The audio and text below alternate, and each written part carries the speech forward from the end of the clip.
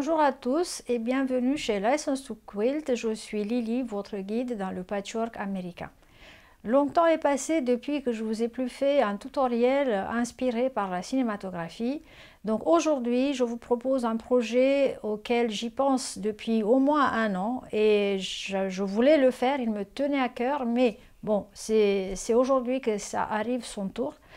Et en même temps, il m'a été inspiré par un film que j'ai beaucoup aimé à l'époque. Ça s'appelle Perfume: The Story of a Murderer, qui a été publié pour la première fois en 2006 et dont je vous laisse voir la séquence qui suit et qui va vous donner un indice sur ce que je vous propose comme projet.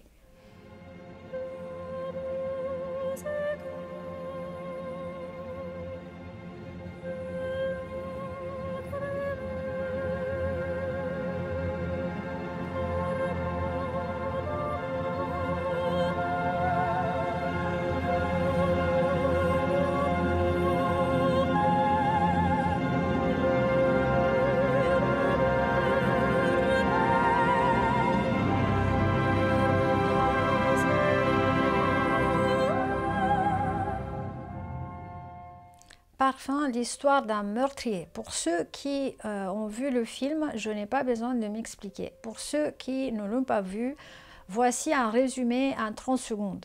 Il s'agit d'un personnage fictif, un personnage qui n'a pas existé, Jean-Baptiste Grenouille, qui est devenu parfumeur grâce à son odorat exceptionnel qu'on peut qualifier de surhumain. Il pouvait ressentir une odeur à des kilomètres de distance et il était capable de mélanger des arômes différents pour composer des parfums uniques et exceptionnels.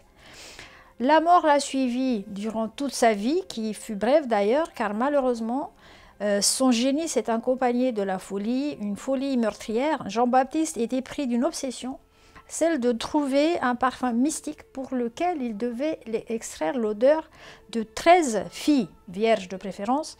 Son seul moyen d'extraire l'odeur corporelle de ces 13 filles était de les tuer. Le voilà ainsi devenu tueur en série. Et au moment où ces crimes furent découverts, il avait déjà rassemblé les 13 odeurs. Il faut comprendre par là qu'il avait tué déjà 13 personnes. Et il avait composé le parfum suprême, la quête de sa vie. Au moment de son jugement, il a ouvert le petit flacon dissimulé dans son mouchoir contenant ce parfum suprême et toute l'audience fut charmée instantanément, ce qui lui a permis de s'enfuir. Il retourne à Paris, sa ville natale, où il termine sa vie d'une manière surprenante et à la fois karmique, j'ai envie de dire. Il ouvre de nouveau son petit flacon secret, la foule se jette sur lui et le dévore, car ce parfum éveillait, figurez-vous, l'amour suprême et irrésistible. Alors, comme vous avez vu dans la séquence tout à l'heure, il s'agit d'une rose. Et donc, aucune connexion entre ce film et le panneau, les panneaux roses, avec des roses conçus par Hoffman Fabrics. Mais voilà, dans ma tête, la connexion est faite. Et quand j'ai revu ces séquences-là, je me suis dit, je vais faire le panneau rosier de Hoffman. Et je vous le présente ici, ce panneau qui intimide beaucoup de monde. En général, il inspire la question « Que vais-je faire de ce panneau ?» Donc beaucoup de monde l'évite, ce type de projet. Et vous allez voir qu'en réalité, il est d'une simplicité extraordinaire. Dans le sens où, classiquement ou traditionnellement, si vous voulez, il n'y a pas besoin de patchwork pour ce panneau. Il y a besoin juste d'un matelassage, un quilting qui le met en valeur. Et voilà le fameux panneau Hoffman. Nous l'avons aussi en bleu et nous avons aussi un autre panneau similaire qui est une mandala en fait violette. Donc ces panneaux-là viennent dans différentes tailles et couleurs. Nous avons le moyen parce qu'il y a encore des plus grands que ça. Celui-là mesure 1,10 m sur 1,10 m et donc je ne vais rajouter aucun patchwork autour de lui. Je vais juste le matelasser et je vais le transformer en panneau mural. Alors, ce qui arrive parfois avec des tissus qui viennent du rouleau, c'est pas notre faute aux boutiques. les fabricants qui tirent un peu sur les tissus quand ils les enroulent sur les cartons là, et parfois ils sont déviés et de travers comme ça. Donc je vais vous montrer d'abord ce que je vais faire à ce panneau. Je vais le repasser et le mettre droit. Pour ça, j'ai besoin d'une grande surface qui peut accueillir un maximum de superficie de ce panneau et un fer à repasser qui produit de la vapeur. Donc dans ce cas, pour une fois, la vapeur est pratiquement obligatoire. La lisière, elle ne sera pas déformée parce qu'elle n'est pas coupée au long d'elle-même quand les tissus sont portionnés pour être enroulés sur des cartons. Donc la lisière sera toujours droite parce que les tissus sont coupés perpendiculaires sur la lisière quand ils sont mesurés sur des rouleaux de 10 à 15 mètres. Donc je vais utiliser ma lisière en repère et vous voyez que je l'ai alignée parallèlement au bord de ma table. Donc là, je vais à ce qu'elle soit parallèle. Par contre, les côtés où le tissu a été coupé, donc à droite et à gauche, pas sur les lisières, ces bords-là qui ont été coupés, ils seront déformés par la traction de la machine. Et vous voyez que ici, mon ancien quilt a une couture qui est droite et regardez comment mon tissu fait une sorte de convection ici et il faut imaginer qu'à l'opposé, il fait un ventre. Donc c'est ça que je dois rajuster et donc comme je disais, ça c'est valable à chaque fois que vous recevez un tissu qui est déformé comme ça, qui fait une courbe. Alors je vais l'asseoir de mon mieux parallèle, je vais à la ligne du design parallèle avec le repère que je me suis pris et soit je vais humidifier, sprayer d'abord le tissu pour l'humidifier, soit je prends mon fer à repasser qui a de la vapeur et donc je mets mon tissu en position et avec la vapeur, je le repasse droit. Je fais toutes les manipulations nécessaires pour qu'il soit droit. Et donc, avec la vapeur, petit à petit, portion par portion, je vais le repasser droit. Une fois que j'ai fini l'étape de repassage, je vais le laisser sécher sur place sans le toucher pendant plusieurs heures. Et quand il sera complètement froid, c'est à peine à ce moment-là que je vais commencer à travailler ce tissu. C'est pourquoi donc la vapeur est très importante. Donc ici, il était en train de me faire un ventre. Donc je tire, je le mets droit et je viens avec la vapeur et je le redresse, je le mets en position correcte. Prenez votre temps parce que c'est important, même qu'à la fin, nous allons de toute façon remettre d'équerre quand on aura fini le matelassage. Mais il est important d'avoir les bons repères sur le tissu et un tissu qui est déformé ne vous montrera jamais les bons repères. Donc je vais repasser, je vais laisser refroidir et après je viens vous expliquer comment on va travailler ce très beau panneau. Mon panneau, que d'ailleurs j'ai oublié de vous dire au passage comment il s'appelle Dream Big. Donc c'est une série que Hoffman Fabrics nous a sorti au fil des années avec des fleurs diverses et variées, pas seulement des roses. Il y a des dahlias aussi, il y a des poinsettias, il y a plein d'autres, il y a des mandalas comme je disais tout à l'heure. Donc mon panneau Dream Big est séché, repassé aussi droit que j'ai pu, il est bien refroidi, donc autant vous dire que je l'ai laissé toute la nuit sur la table. Et là, pour préparer le matelassage, on ne va pas faire le sandwich, mais d'abord on va dessiner sur notre tissu. On va dessiner le motif de matelassage que nous allons faire après avec la machine. Pour ce faire, il nous faut un marqueur qui disparaît au repassage. C'est le plus facile, le plus rapide, le plus indiqué. Si vous, par exemple, si vous tracez une ligne qui ne vous plaît pas, une boucle ou un cercle, vous pouvez aussitôt l'effacer avec le fer à repasser, soit un stylo friction, soit ce que notre boutique vous propose, la craie qui disparaît au repassage. Après, pour les formes que nous allons dessiner, il ne faut absolument pas s'inquiéter. C'est libre à votre imagination. Vous pouvez faire avec la main à main levée, soit en utilisant des règles pour vous aider si vous avez la main tremblante ou quelque chose, ou voilà, des règles, des formes comme par exemple une tasse ou des petits verres ou peu importe, un objet qui vous permet de tracer autour.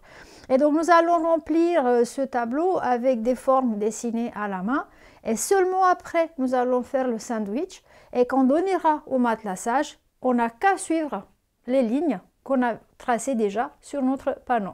C'est tout.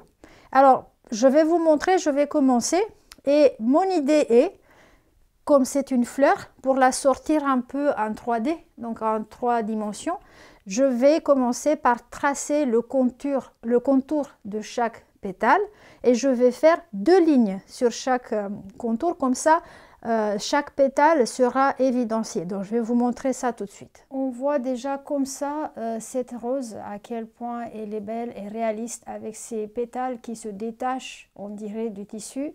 Alors ça c'est la craie qui disparaît au repassage, c'est dans les outils de traçage dans notre boutique. Je vais vous mettre le lien où je vais l'identifier dans la vidéo. Comme ce panneau a des régions où la couleur est très claire et par moments c'est très sombre, je vais utiliser la craie pour les régions foncées et un stylo friction noir pour les beiges très clairs comme par exemple ici. J'ai ramené aussi, juste histoire de vous montrer ça, quand je parlais des pochoirs, j'en ai quelques-uns ici, oh là là, je les ai depuis des temps immémoriaux là. Je vais peut-être utiliser ce petit segment là qui nous fait cette grille, ce treillis comme ça. C'est ça les pochoirs qu'on utilise habituellement dans le piqué libre, mais on n'est pas obligé d'avoir un pochoir de piqué libre. N'importe quel autre pochoir qui se trouve dans le cartable de votre gamin par exemple peut faire l'affaire si il vous aide à tracer correctement.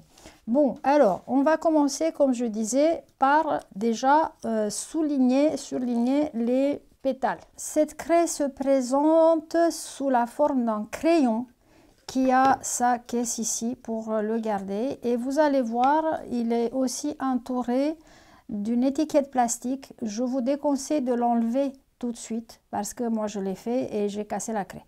Donc je vais garder cette étiquette en plastique le temps de consommer la pointe de la craie et donc je vais consommer dans des endroits les endroits sombres là, je vais dessiner et je vais faire un double contour.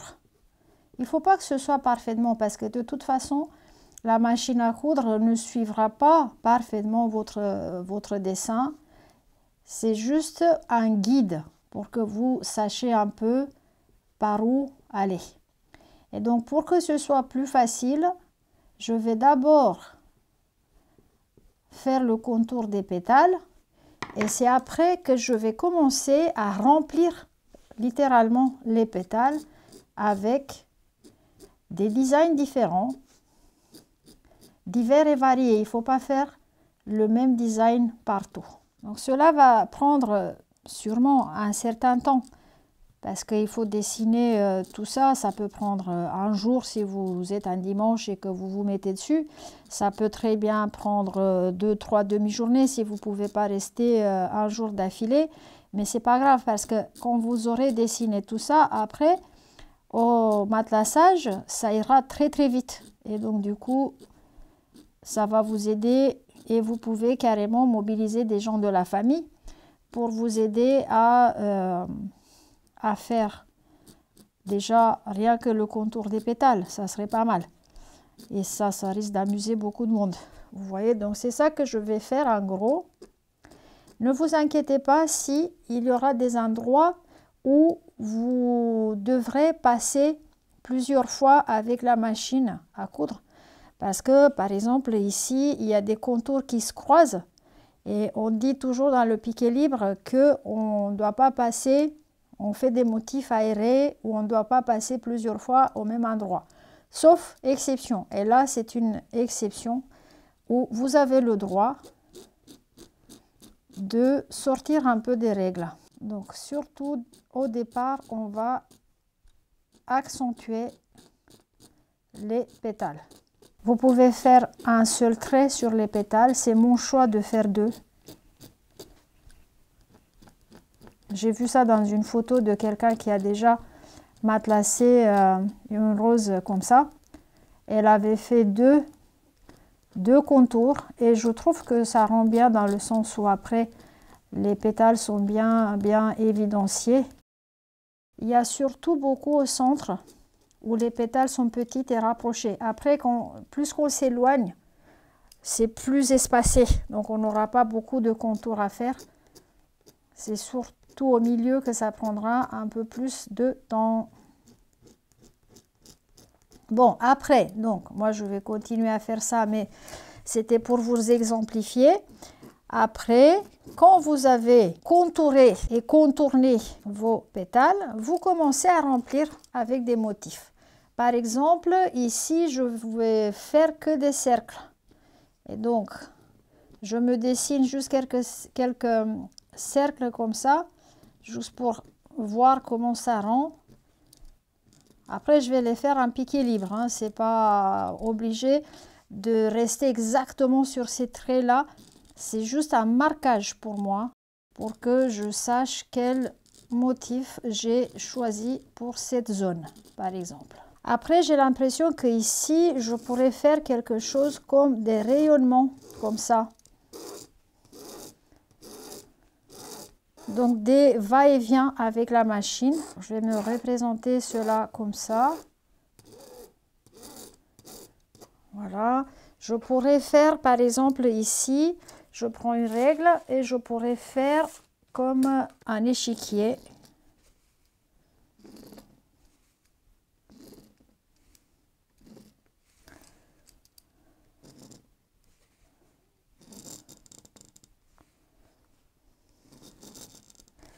Donc, vous voyez, ça commence déjà à prendre forme et c'est pas compliqué du tout.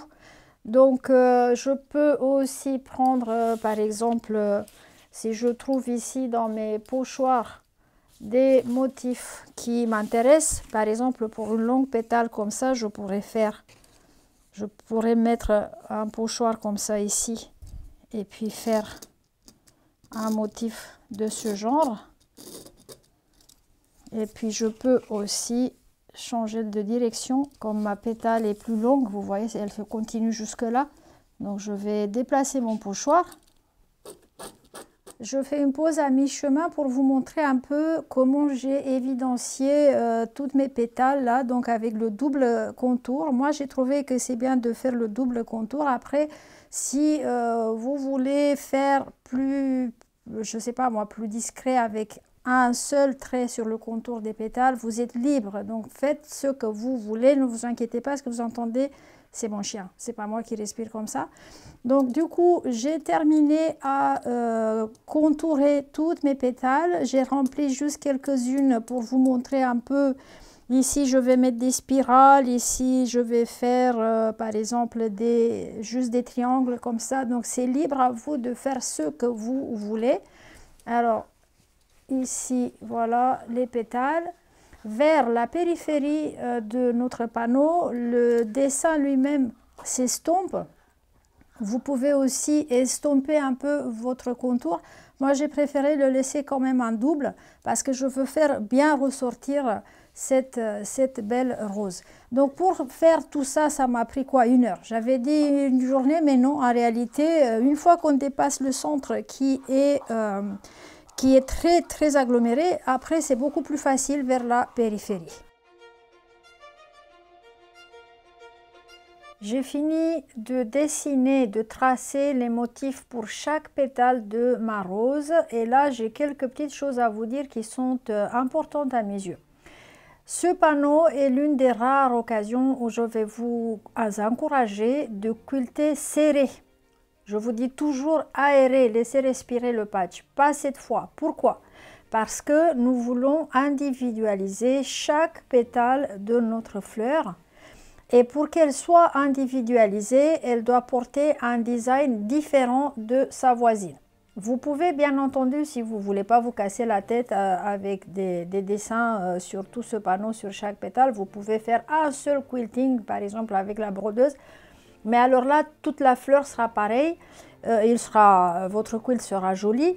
Mais je trouve qu'à partir du moment où on attribue du relief, un peu comme dans le trapunto, mais on ne fait pas du trapunto, mais un peu comme dans le trapunto, à chaque pétale de cette fleur, elle sera bien mieux mise en valeur. Alors j'ai alterné des lignes droites, ici je vais faire comme des nervures, vous voyez, avec des motifs, des cercles. Donc voilà, ici je vais faire un peu en écho, comme ici aussi. Après, je refais de l'écho, mais dans l'autre sens. Ici, je fais comme des écailles. Après, j'ai juste des petits serpents comme ça. J'ai des lignes droites aussi, par exemple ici. Voilà. Et par exemple ici, j'ai comme un tablier d'échecs. Donc, j'ai cherché à faire des motifs vraiment différents le plus que j'ai pu. Il ne faut pas vraiment savoir dessiner, c'est pas ça. C'est juste pas mettre par exemple des lignes identiques sur deux pétales à côté, parce qu'après on va plus les voir. Deuxième chose, à partir de maintenant, je n'ai plus le droit de repasser, sinon tout ce travail que j'ai fait passera à la poubelle. Et troisièmement, je vais faire maintenant mon sandwich. Un sandwich comme d'habitude, rien de spécial, rien de plus. Et enfin, petit détail, je vais vous montrer, j'ai laissé l'espace à l'extérieur de la fleur non dessiné. Pourquoi? Parce que dans ces espaces-là, je vais vraiment faire juste des vermicelles très distancées. Donc là, je vais faire mon quilting habituel, très aéré. Contrairement aux pétales que vous voyez, elles comportent toutes sortes de dessins qui, elles, seront très, comment dirais-je, très osées, très mises en évidence, très serrées, très riches en quilting. Les lignes que j'ai dessinées, je ne suis pas absolument obligée de les suivre à la lettre. Non, c'est plutôt des guides. Je sais qu'ici, par exemple, je vais faire des spirales. Je ne vais pas commencer à m'enquiquiner, à suivre exactement les lignes que j'ai dessinées. Mais ça me transmet le message que dans cette section-là, je vais faire des toutes petites spirales partout. Voilà. Ici, pareil, je ne vais pas chercher à suivre exactement ce que j'ai dessiné. Mais je sais que dans cette section-là, je vais faire des petits cercles, voilà, sur toute cette partie-là. Les lignes droites sont plus faciles à suivre. Et puis, on va faire le quilting au moins une partie ensemble pour que vous voyez comment je m'y prends. On va toujours commencer au milieu, comme pour tout quilt. Et on va avancer vers la périphérie en respectant du mieux possible la feuille de route que je me suis tracée pour ce projet. Me voilà arrivée au quilting. J'ai fait mon sandwich. Si vous ne savez pas ce que c'est un sandwich et comment le faire, je vous invite à visionner ma vidéo comment bâtir un quilt. Là, vous allez apprendre comment faire le sandwich de manière à ce que le tissu arrière ne fait pas des plis durant le matelassage. C'est une question et un problème récurrent d'après ce que j'ai pu constater avec les questions et les messages qui me sont adressés. Et je vous invite juste de bien respecter. N'essayez pas de remplacer les épingles à nourrice avec des épingles à couture parce qu'elles ne feront pas l'affaire. Dans ce cas de figure, comme je vous disais tout à l'heure, on va quilter serré. Ce n'est pas un problème si vous allez devoir passer 1, 2, 3 fois sur la même couture. Dans ce cas, ce n'est vraiment pas un problème. Au contraire, ça va donner du relief et du corps à votre matelassage. On va commencer comme d'habitude au milieu de l'ouvrage en se frayant chemin vers l'extérieur, vers la périphérie de notre panneau. Le tissu que j'ai mis à l'arrière, vu que c'est un panneau qui a exactement la largeur d'un tissu patchwork, donc 1 mètre sur 1 mètre, j'ai mis un tissu, dans mon cas j'ai préféré celui-là parce que je l'avais, c'était un reste donc je voulais l'utiliser. Vous pouvez utiliser une grande largeur ou quelque chose peut-être de plus joli si vous voulez.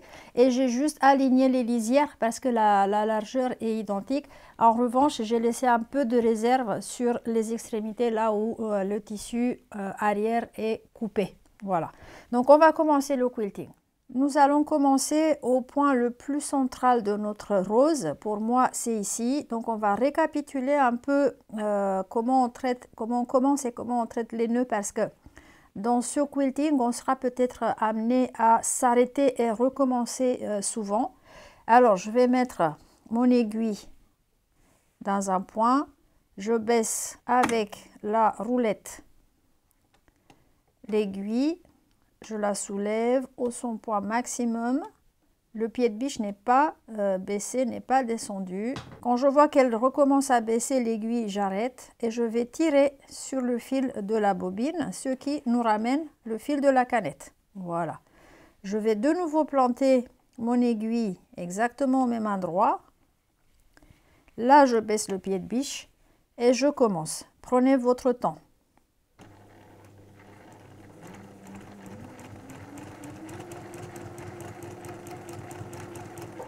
J'ai choisi un fil beige, 2 nuances rapprochées pour le fil supérieur et le fil inférieur.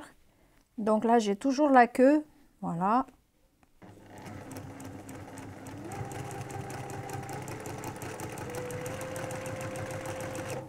Évitez de coudre par-dessus.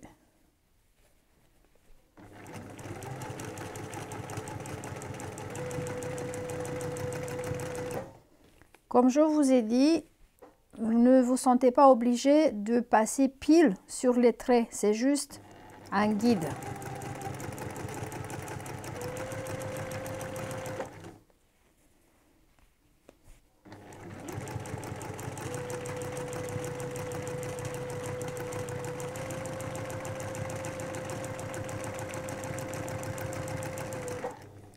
Je vais aussi essayer de respecter le double contour de mes pétales.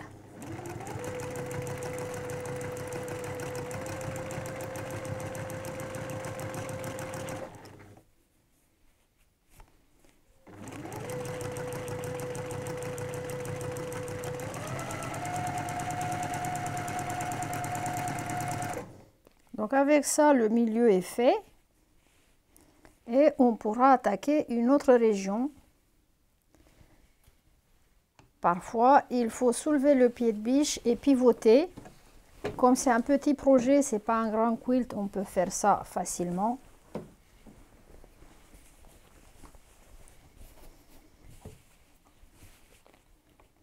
Et donc là, je vais faire des rayons vers le bas.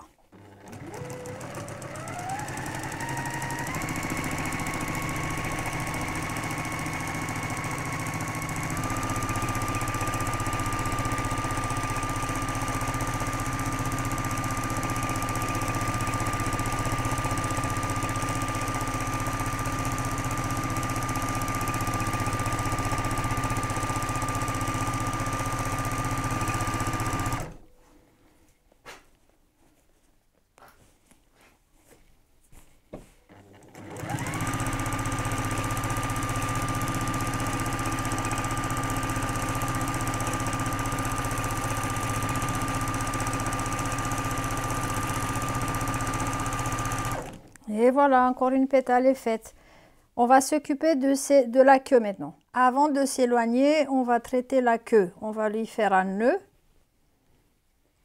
J'avais fait une petite vidéo une fois, mais je pense que c'est bien de faire une piqûre de rappel. Là, j'ai une aiguille à chat ouvert. Donc, je vais pousser la queue dans le chat, vous voyez. Et là, je vais planter cette aiguille dans mon ouvrage, mais pas pour qu'il sorte à l'arrière, mais pour qu'il navigue entre les couches. Et je vais le sortir quelque part plus loin. Voilà, j'ai fini avec l'aiguille.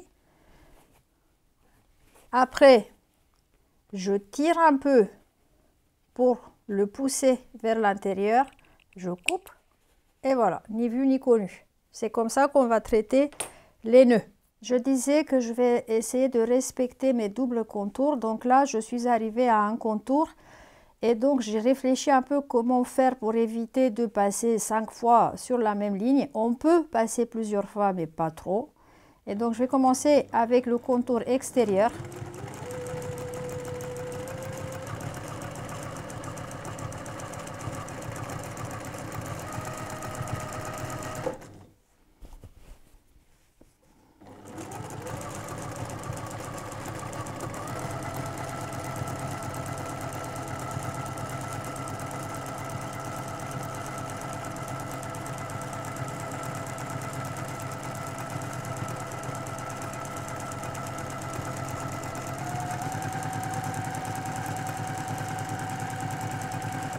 Donc là, il est fait mon contour, mais j'ai à quilter à l'intérieur. Donc je reviens.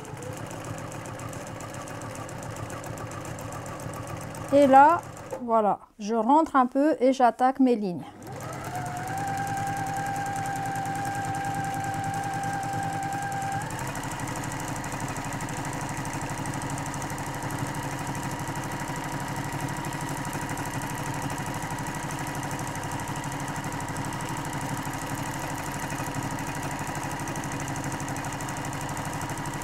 Et voilà, encore un bout qui est fait. Et donc, je vais attaquer, je vais monter pour faire une partie au-dessus qui est avec des cercles. Attention.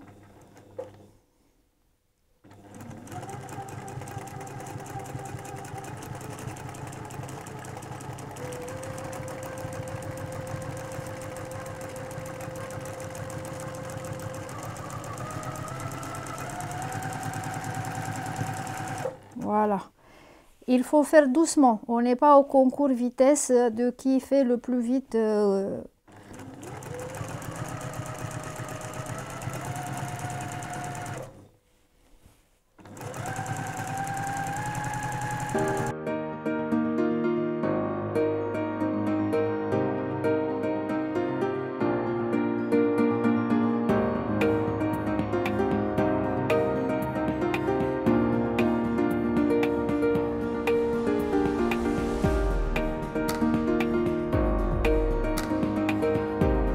J'ai fini mon quilting et je m'apprête à repasser. En réalité, je ne repasse jamais mes quilts avant de la pose de binding. Mais dans ce cas-là, comme j'ai plein de traits dessinés avec des marqueurs et j'ai aussi du fil du quilting, je voulais vous montrer ce que vous allez obtenir avant de repasser. Et j'ai intérêt à repasser pour laisser que le matelassage et voir si jamais j'ai oublié un endroit ou quelque chose comme ça. Donc je vais faire ça avec vous pour vous dévoiler le projet après tous ces dessins là et tous ces quiltings différents sur des segments de ce panneau. Là, en ce moment, on a de tout ici. On a mes dessins qui sont parfois avec de la craie blanche, parfois avec stylo friction vert ou noir. On a le quilting, mais moi, je me demande qu'est-ce que j'ai bien pu faire ici parce que, vu comme ça, on ne comprend rien. Mais là, je vais passer le fer et puis je suis moi-même très curieuse de voir ce que j'ai fait. Alors, le moment de la vérité est maintenant. Normalement, tout ça disparaît avec le fer. Et puis, on va bien voir. Donc, vous observez, par exemple, ici, je n'ai pas forcément respecté les traits que j'avais dessinés. Je répète, comme je vous ai dit au départ, c'est plutôt des guides pour moi, les dessins, savoir ce que je vais matelassé quel motif à un endroit ou à un autre. Donc, on va continuer le repassage. Doucement. Et puis en effet, je pense que ça se présente pas mal. Vous avez déjà une idée de ce que nous cherchons en matelassant chaque pétale individuellement. Je pense que c'est pas mal. Et puis quand il sera vraiment fini, tout bien repassé, le binding posé et accroché au mur, parce que je lui ai préparé une manchette pour l'accrocher au mur et je vous la montre tout de suite. Dans le tissu que j'ai mis au dos de mon panneau, j'ai coupé sur la largeur du tissu une bande qui mesure 6 inches et demi de largeur. Je l'ai repliée sur elle-même à 3 cm deux fois, donc c'est un double ourlet de 3 cm aux extrémités. Et après, donc voilà l'autre extrémité, et je l'ai plié en deux, tout simplement comme ça. Après, ce que j'ai fait, j'ai trouvé le milieu et je vais le faire coïncider avec le milieu du haut de mon panneau et j'ai marqué avec une épingle. Donc je vais épingler cette manchette au bord supérieur à l'arrière de mon panneau avant de poser le binding. Si vous voulez voir exactement comment je fais, j'ai présenté déjà ça dans la vidéo collage quilting avec le coq. Là j'ai fait une manchette pour accrocher le quilt à l'arrière. Actuellement, ce qui me reste à faire est de bien repasser tout mon quilt pour enlever tous mes dessins et après nettoyer donc tout ce qui est excédent de tissu, excédent de molleton, et puis procéder juste au binding avec la manchette à l'arrière pour pouvoir l'accrocher. J'ai fini mon projet qui mesure 104 sur 104 cm, mais avant de vous le dévoiler, je voulais vous montrer l'arrière pour deux choses. Premièrement, j'ai utilisé 1,25 m de tissu Strata de la collection Strata pour les couleurs qu'il a, et je voulais vous montrer le manchon qui sera utile pour accrocher ce panneau. Alors ici, j'ai le double ourlet. Et ici, j'ai le pli que je vous ai montré tout à l'heure. Vous pouvez le laisser comme tel si vous accrochez votre panneau avec des pinces. Voilà. Si vous voulez mettre un triangle, alors là, et je pense que c'est ce que je vais faire, je vais fixer le bas du manchon, donc le pli, au quilt avec une couture cachée, discrète, sans percer à l'endroit, bien sûr. Donc là, maintenant, je vais vous le montrer. Et le voilà. Donc mon panneau est terminé. Je vous disais qu'il mesure 104 sur 104 à partir de 110 sur 110 parce que malgré qu'on avait mis le tissu droit avec le repassage à la vapeur au tout début, il a fallu quand même rogner bien à l'intérieur pour obtenir un carré. J'ai aussi fait donc pour chaque pétale un motif, ça vous le savez, et à l'extérieur, donc sur le pourtour de la rose, j'ai fait des méandres, des vermicelles. Et puis, vous allez voir chaque détail tout à l'heure en photo et en vidéo. La rose est très belle, moi je l'adore, c'est vraiment quelque chose d'exceptionnel et c'est très facile à faire. Il existe deux autres solutions pour quilter cette rose Hoffman. Soit vous la donnez à une longue arme, soit si vous avez une brodeuse, il y a des designers qui proposent des fichiers électroniques pour quilter pareil, chaque pétale individuellement, donc il y a des designs créés, ça coûte environ les 100 €. La technique que je vous ai montrée, je l'ai créée spécialement pour vous, en me disant, il est impossible que je n'arrive pas à dessiner quelque chose et faire avec ma machine domestique, donc ça m'a économisé 100 € et je trouve qu'il n'est pas plus mal qu'un quilting avec la brodeuse ou la longue arme. Je vais vous mettre quand même dans la description de la vidéo le lien vers Stitch Delight, c'est le fichier qui me plaît le plus pour celles d'entre vous qui ont des brodeuses. C'est vraiment très réussi, très bien fait. Bon, 100 $ ou 100 € par là, ça coûtera le fichier. Après, il est très bien fait, mais vous n'allez pas faire non plus 10 roses avec ça. Donc, pour l'utiliser une seule ou deux fois, je ne sais pas. À vous de voir, suivant votre préférence, suivant votre budget, suivant votre courage. Peut-être que vous n'avez tout simplement pas le courage. Mais je vous dis encore une fois, c'est très simple. Tout ce que vous pouvez dessiner avec la main, vous allez pouvoir faire avec la machine. C'est tout. Alors, je vous donne rendez-vous une prochaine fois pour un nouveau projet. Je ne sais pas encore, j'ai plein d'idées. Je vais devoir choisir une. Et entre-temps, si jamais je ne vous revois pas, je vous souhaite des belles fêtes de fin d'année. Si on se revoit, bah, tant mieux, je vous le dirai encore une fois. Et prenez soin de vous et de vos proches. Faites quelque chose pour libérer votre cerveau et soyez créatifs. Allez, ciao, ciao!